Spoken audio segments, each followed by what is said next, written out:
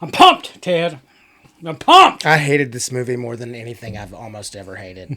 Well, hello and welcome to the show. I'm Andrew. And I'm Ted. This week, Ted and I watched a show that he hated. I'm only saying that because he already said it in our lead-in. But that movie should be called Frankenstein. It's available on Netflix. It is an Academy Award nominee for Best Picture, Best Supporting Actor. Who, Oscar Isaac? Was that the supporting actor? Oh, what? We're going to get into it. We're going to get into it right now. No, Jacob Elroyd. Jacob Elordi? Yeah, Elordi. Yeah. That's what I said, Elordi. Elrod. How Southern am I? Hey, it's Elrod. Anyway, he won the. I think he won the Golden Globe for it. Cool. Already. So anyway, the movie is Frankenstein. It's 2 hours and 30 minutes. It is feels all of it. Guillermo del Toro's version of the classic motion picture Frankenstein. So I don't think we have to go into too much explanation explanation about this. It's simple. Scientist makes or brings a dead human back to life and trains it, so to speak. So there we go.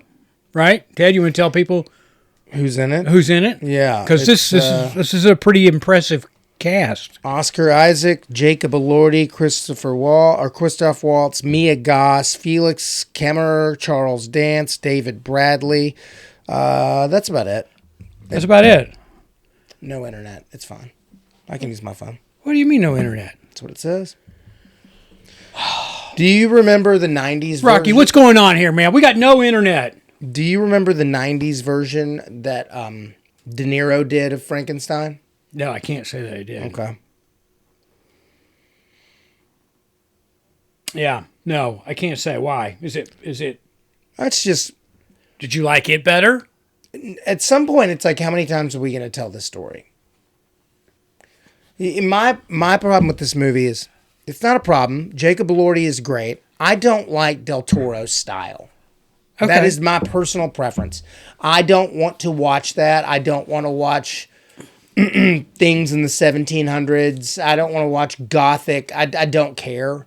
Jacob Elordi was great. Mia Goth was great. Oscar Isaacs was great. Everybody in it was great. It was boring. It was like the first 10 minutes were amazing, and I was like, I'm going to overlook the fact that he just is the most stylized director ever. And then the middle 2 hours took place, and I was like, oh my God. Okay, I tried to watch it, fell asleep. Tried to watch some more of it, fell asleep some more. Watched Oscar Isaac chew scenery. Watched a little more of it, and then I go, okay, I've got to start this over and pay attention. I started it over, and I paid attention, and I was just bored to tears. And it's not that this isn't a super well-made, very well-done, well-acted, well-directed movie. It's that I don't like his style. Okay. And I find the story of Frankenstein to, honestly, be kind of boring. Minus the creating of a man, I'll tell you this, Maggie Gyllenhaal's The Bride looks a lot more interesting than this movie. Okay. Well, thank you for tuning in. And also, no one should get I don't feel like anybody should win an Oscar when they're using a voice modulator. Okay. Who was using a voice modulator, you think? Elordi. He doesn't talk like this. Oh, okay. Well, all right. But go ahead. What did you think? Well, I enjoyed this movie. I enjoyed every minute of the 2 hours and 30-something minutes of it. So I did. And not only did I enjoy it, my bride enjoyed it as well. And neither one of us are horror movies. And I think, no, we're not. We're not horror movies, nor are we horror movie fans. So, or this is a genre, right? Yeah, because it's not very scary. This is very artsy. Yes. Yes. Artsy fartsy, like British drawing room for most of the movie. And then this super handsome 6'5" model that we put a couple scars on and we're like, he's a beast.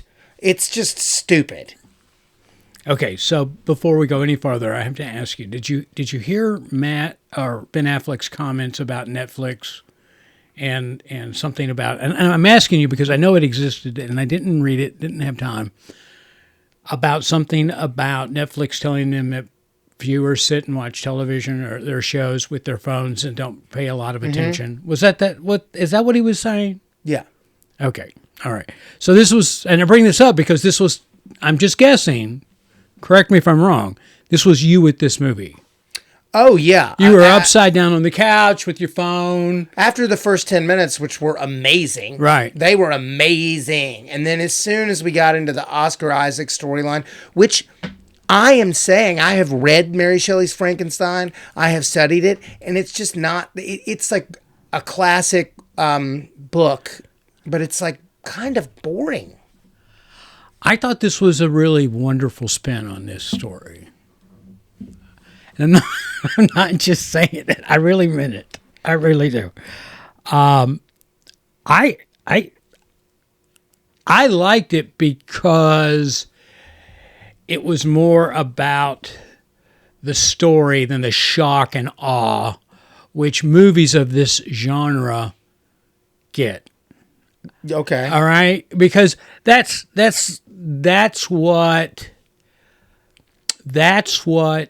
these kind of movies are, I think, typically measured on, and that's their shock and awe to the audience, as opposed to the artistic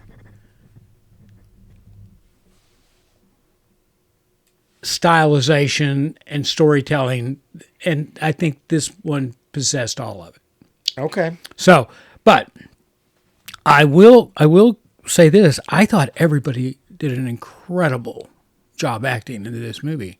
Yeah. I really did. There was nothing that let me down. And you know, I'm going to do a little separation here, Ted, when it comes to directing. There's a style that directors have, you know, and some directors don't really have a style. Their greatness comes to where you're putting the camera, how well they coach and work with the actors to pull it out of them. So not everyone director has a style like Guillermo is here, or Tarantino, or Scorsese. You know, they've got their styles. That was Ted cracking his knuckles. He's about to take me down here. No. Yeah, no, he's going to pound me, folks. He did. There just becomes a...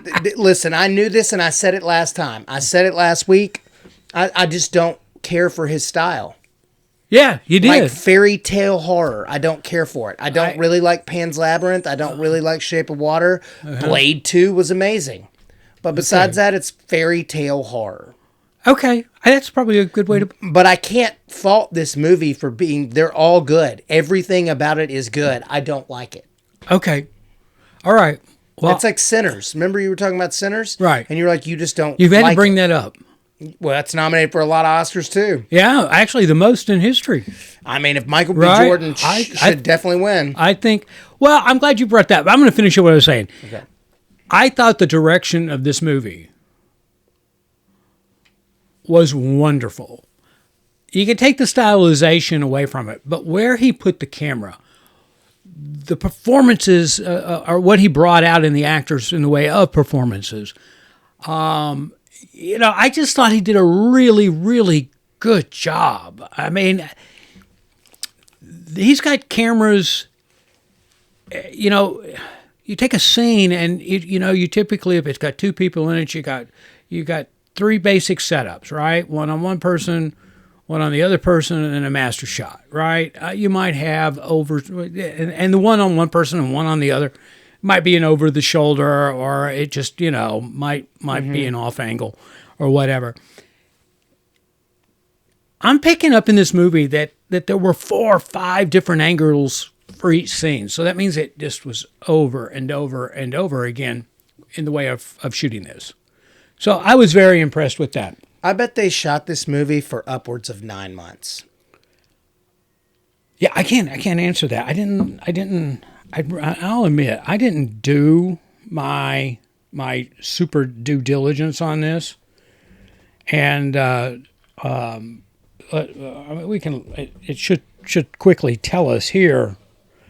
Development. Let's see. Again, this was part of the Universal Monster, whatever they call that. What was that called? The Universal bringing them back. They're bringing back the Mummy again. And well, they closed it up. I mean, they had the Universal monster thing, and then they closed it. Dark Universe. That's what it was part of the Dark Universe.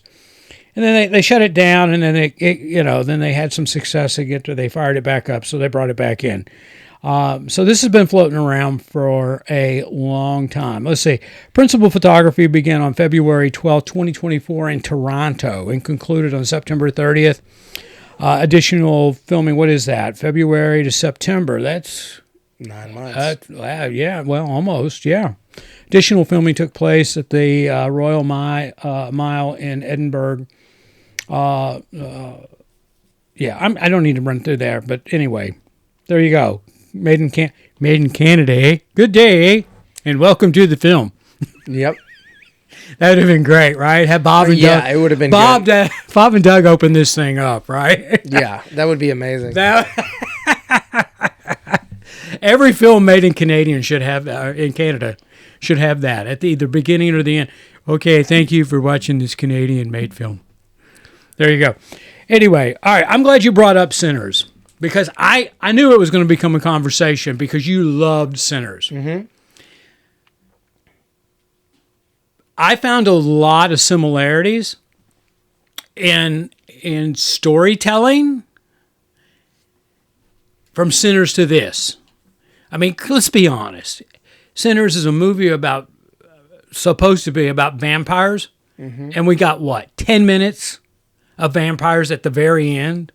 I mean, it had the longest lead-in to the vampires ever. I mean, it was real. But we were into Frankenstein right away with this thing. And then we were right out of it after 10 minutes. What, out of this? When he starts telling... The problem is Victor Frankenstein is boring. Okay. Like, it's just him walking around talking and just talk. It's like a play. And like I did a lot of plays. It's like a play. Okay. Well, like multiple drawing room scenes of him and his brother. No. We're not ready. I will be ready one day. I'm wealthy. My papa did not love me. I'm like, la, la, la, la, la, la, la, la, la. You did that great. No, seriously, that was a really good accent. Thank you. It really was. Did you practice that? No. No, I mean, not for the show, but have you had training in different accents? Yeah. Oh, okay. But I'm not good at that when I'm making fun of it. Well, that's where you went wrong, Ted. I mean, you can go back to whatever class that was to the professor and say, I got it. Got it finally. I figured it out. But I have to make fun of it. I can still think that and also objectively be like, my score is going to be very high because it's very well done, very well acted, very well written. All right. I don't ever want to watch a single frame of this movie again. Okay. All right. Well, that's good to know. All right. Because, I'm going to get back on comparing this to Sinners. Okay. I think and felt that this motion picture was way better than Sinners. I just did.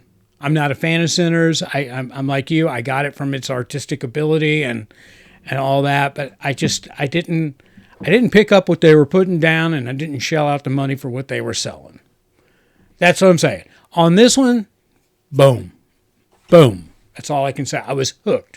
There was no holding a phone in my hand while this was while playing. That's because you've seen it 4 or 5 other times, and you've read the book in high school. Well, this is It's the you're same right. thing. Same thing every time. But this is the best adaptation of that story I have ever seen. Sure, you know, because he has the most money and can do whatever he wants. I mean, you know, the one with De Niro was pretty solid, but it was also boring because it's that time period is boring. I'm trying to think of the vampire movie that we watched with the girls, where they was kidnapping the kids. And that was a better vampire movie than Sinners. I think that I would, you know, I haven't looked at all the Oscar nominations, but I bet you're wrong. I bet he wins a lot of Oscars. Who? I bet Michael B. Jordan wins. Oh, I bet. There's no question that I don't. I'm going to leave it at that. I'm going to say, yeah, he's going to win, and he's going to win his fair share of them. But I'm just saying for the record, I think that this movie in that category, which it's up against, is a better motion picture. Okay, hold on for a second. I'm going to see best motion picture, best Oscar. Well, you can find that list, by the way, on our Streaming Without a Paddle Facebook page. I know you put it up there. No, the staff did. Kudos to the staff. Okay. You guys rock. Okay, so let's see. You rock. Let's see what we got here. Hamnet. Don't want to see that. Right. One Battle After Another. Saw it. You probably hated it. I didn't hate it. I didn't think it was that great. People either love that dude or they don't. And I told my friend about that movie. I was like, it was great. I don't ever want to see it again. Okay, let's see. There's a lot of them. Sinners, Hamnet, F1. Yeah, saw it. Marty Supreme, Begonia, Frankenstein, Sentimental Value, The Secret Agent, Train Dreams. I don't even know what those last three movies are. All right, I started Train Dreams, and I shouldn't because it was the timing. My timing was wrong. I'm enjoying that from what I've seen, so I'm going to go back and I'm going to finish that. So, I'd like to see Begonia. Yeah. I haven't. It's playing now too. You can stream Begonia. I forget what that's on. So anyway, Sentimental Value. And by the way, you can watch Begonia on Peacock. Oh, cool. I did a little look up there. Yeah. Your friend there, Emma. Yeah. She's amazing. Okay, so that that Sentimental Value is a Scandinavian movie. Yeah. Right? Yeah. Yeah, it's also, I think, nominated in Best International. Probably win that. So I haven't seen it, so I can't comment. But I tell you what, out of everything I have seen that's nominated, which would be F1, Sinners, and this one, and once the DiCaprio thing. One Battle After Another. One Battle After Another. So I've seen 4 of them. Here's my order. Starting from worst to best. Worst, One Battle After Another. Sinners. F1. Frankenstein. I would say worst to best. Worst to best. Bottom to top. Now, I can't do Begonia and I can't do Train Dreams. Frankenstein is bottom. No. What have you seen, though? Tell the audience. What have you watched? One Battle After Another, Sinners, F1, and Frankenstein. Oh, you've seen all. Okay. All right. Yeah, so... you thought this was worse than F1. Yeah. On an entertainment value, yes. I'm not entertained. I'm just trying to say, I'm trying to be as nice as I can. Yeah, no, you're fair. It's your opinion. You can have it. Yeah, I just You're not wrong, Dad. I just don't care about... You're not wrong. You know what I prefer to see? This modernized a little. Maybe in the 1920s. I'm just bored by the 18 whatever that is, right, where there's people living in shanty shacks. I don't want to watch it. Okay. All right. Oh, like he went out. But you're okay with Sinners, vampires in 1936. Yes, it's a more...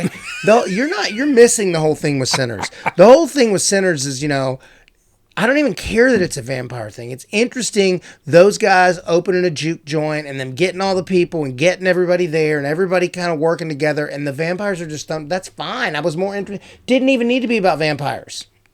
Well, they had to be about something because it's about them opening a juke joint and then the KKK coming to take it away. That's exactly what the movie's about. Okay, well, why don't you even put the vampires in? And I understand what you're saying. I understand what you're saying. And I just, I think, and I've made the comment when we reviewed the show, that was the longest day, and they got so much done in a single perceived day than anybody is humanly possible to do, which made it really unrealistic to me. And if you take the vampires out and just have it about them and the KKK coming in the middle, or coming at the end, like they did, you don't have really any story. There's nothing dramatic happening. It's a bunch of guys running around. Hey, it's a good time. We're going to have a good time. Let's get this club going. Woohoo. And then, minus the vampires, then you've got the next morning, you wake up, the clan's outside, got their money, boom, boom, boom. I think that's what's smart about it, though, that he threw the vampires in so you would have this conflict. Like, I think that's what's smart. I don't think he's ever made a bad movie. We are going to agree to disagree on that. That's fine. Yes, because, there is no right or wrong. You don't like that movie. It's okay. I didn't like it. I mean, I'm saying it was a bad movie. It wasn't a bad movie. Do I think it's Best Picture? No, I don't think it's Best Picture. Did he do a good job acting? Yeah, he did a great job acting. He not only played himself, or he played twins. Yeah, he nailed that. Look, there's in my opinion, I don't know who else is up for best. Why can't I just find a list of this? Sorry. Again,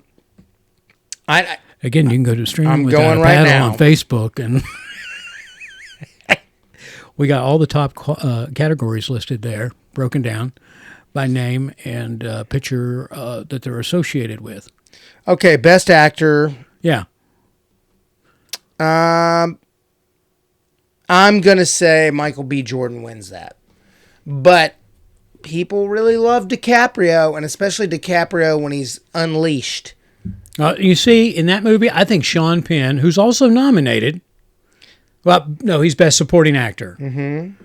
I'm sorry. I think Sean Penn, who actually had just as much, if not more, airtime than DiCaprio. Yeah, he was great. He was really good. He was unbelievable. All right. I did hear a bunch of people talking about, and I'm not saying anything bad about it, but Benicio del Toro, like, he was so great. I was like, he barely did anything. He just kind of was cool. He was cool.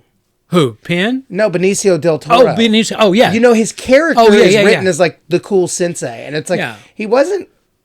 Everybody's like, he's so great in that. I was like, I think he was chilling.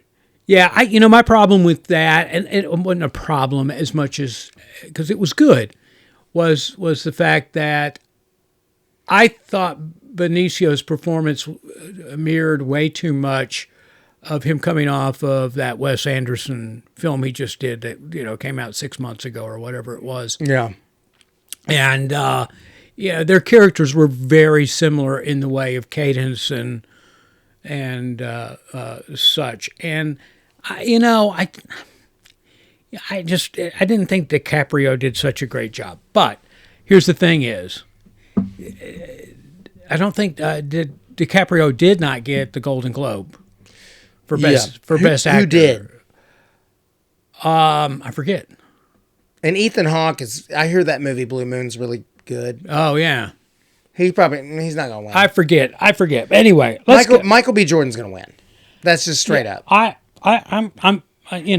won't be surprised if he does, but I don't think it's for all the right reasons. I can look at this right now. I don't think it's for the right reasons. What are the reasons? I don't think his performance was any better than my guy here that I can't, Jacob Elordi. They're not up for the same. They're not up for the same. He's not up for Best Actor. He's not. Jacob Elordi Oh, is best supporting. yeah, Oh, and he could win that. yeah. It's going to be tough to beat Sean Penn. Yeah, all right. I'm not a I think everybody that's there probably deserves it. And I will say this, out of the movies I did watch, in the sense of best acting from actors. Now, is Oscar Isaac nominated for best actor? I didn't think so. And I wouldn't have nominated him. No, because he was chewing scenery. So I just was like, He was acting so hard. Yeah. And I'm an actor. I shouldn't have this on tape forever that, like, I don't like Del Toro, but I just don't like it. He's going to cast you now so he can make your life miserable. I mean, I don't think that there's... Hello, Mr. Welch. I don't think Welcome to the set. Any chance of me ever being in a... You're over there. All right, let's get to some scores on this. I'll go. I'm not afraid. I'm giving this an 8.2. As a general overall movie, entertainment value, I'm giving this an 8.2.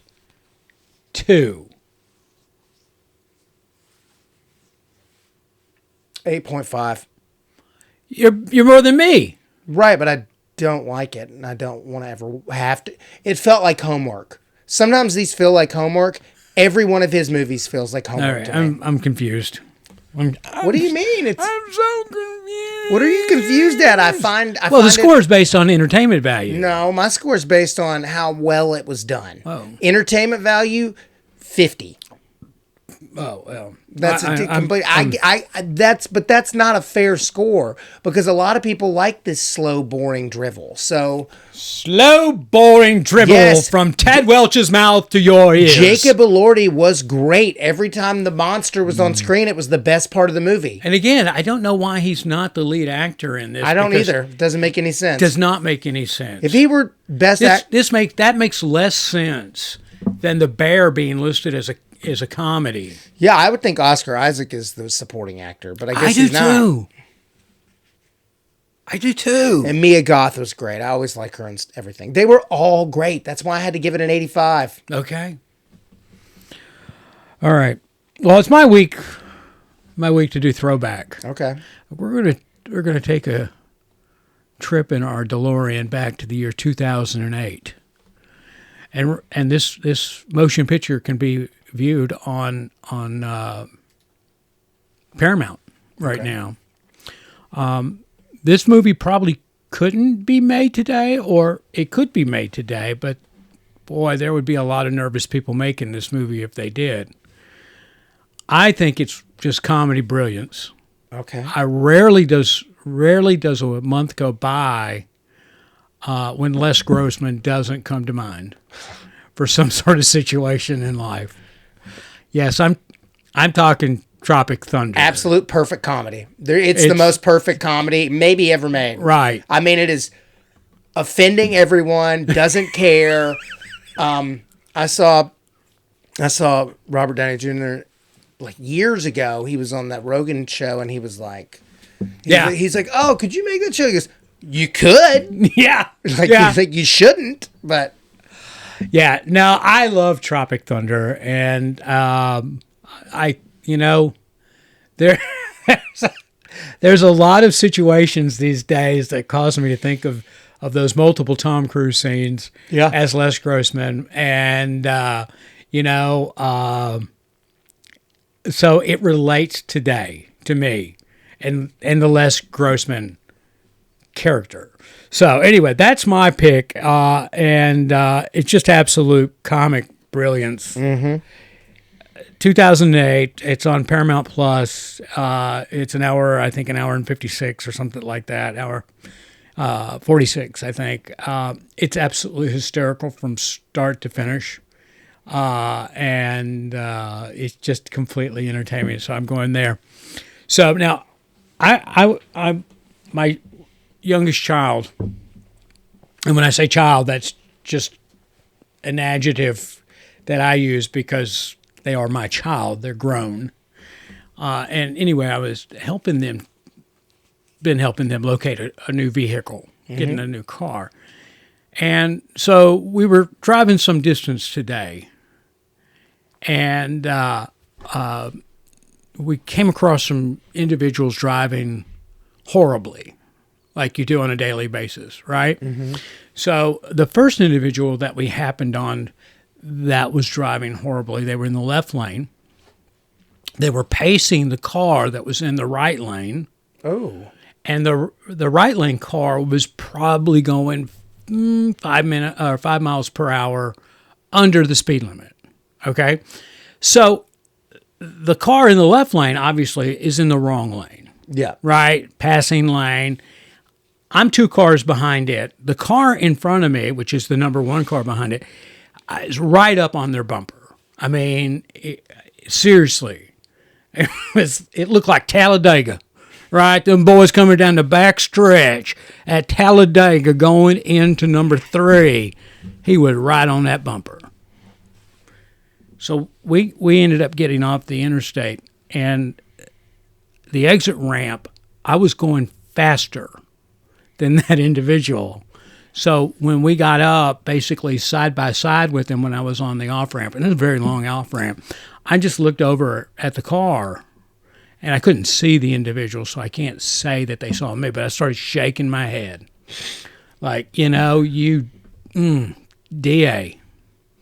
And then they moved over, right? They sped up, and then they moved over. I think they were trying to make you mad. I think they were trying to figure out if they could get off that ramp and come get me. But I did everybody that was in the left lane a favor because I got him over to the right lane. So kudos to me. But my child in the car, I told him, I said, I'm not flipping the bird anymore. I'm not screaming. My new thing is when I'm driving down the road and I got a driver that's not driving correctly, I just look at him and I shake my head in disapproval. Yeah, like, Disappointed. And she started laughing because she said, what the new thing is that if you're a passenger in a vehicle and somebody is doing that, you give them the shame, fingers rubbing fingers, shame, And the other thing she said, just give them the finger wag. The finger wag. So I don't want to get shot. I'm not giving anybody anything. Oh man, I thought she was really polite. That was great. I mean, instead of like these idiots, just going road rage. That's very mature. Give them a little finger wag. Maybe the shame, and like myself, just give them a head shake. So anyway, we're trying to tone down the atmosphere in the world today. But this is a polite way of expressing your displeasure with somebody on the road. Okay. To minimize road rage. So, anyway. All right. Ted, anything? Nope. Be safe out there. Yep. Stay safe. Thanks again for being listeners. That's Ted. And that's Andrew.